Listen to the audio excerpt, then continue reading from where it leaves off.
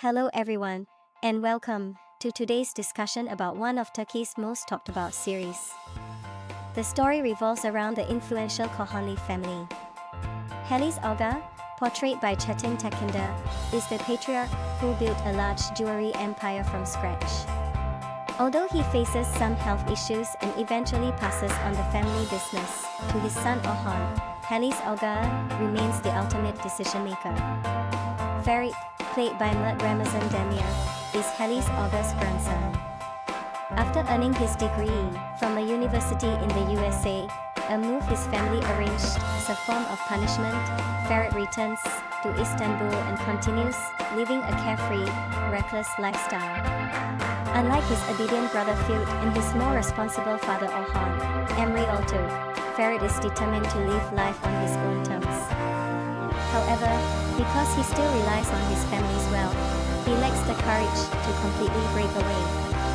Frustrated by Ferit's unruly behavior, Halis Aga decides it's time for him to get married. He instructs his eldest daughter-in-law, Ifeket Gülsin Santasyoglu, to search for a suitable bride from his hometown of Gaziantep.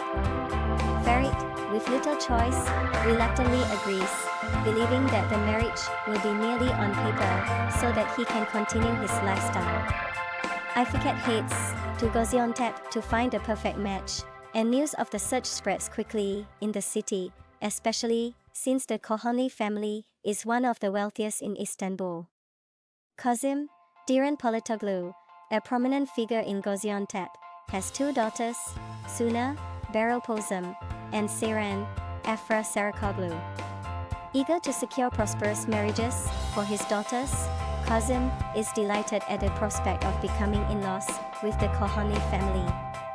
Ifeket identifies Suna as the ideal candidate and informs the Kohanli family, inviting Ferit and his parents to Gaziantep to discuss the match. When Ferit arrives, he wanders around and, by chance, encounters Seyran. Unaware that she is meant to be his future sister-in-law, the two clash at first. Seyran even declares she never wants to see him again.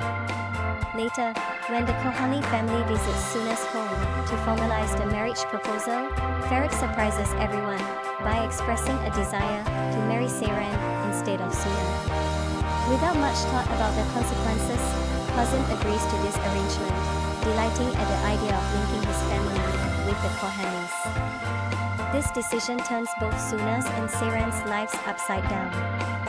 Suna, as the elder daughter, faces societal pressure in their conservative hometown if she fails to marry before her younger sister. Meanwhile, Seyran, who is determined to continue her education, has no desire to be wed. Yet, Kazım's approval of Seyran's marriage to Ferit leaves little room for change.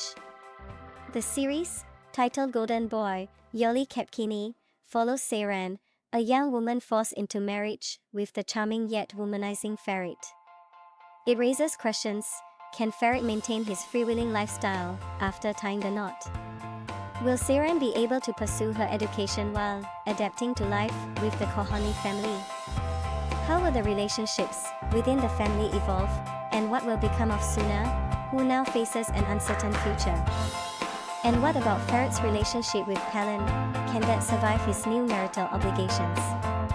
Along the way, the story weaves in additional intrigues, including the prospects of new beginnings for other family members and the lingering desire for revenge from Suna over her lost future. Thank you for watching, and see you next time.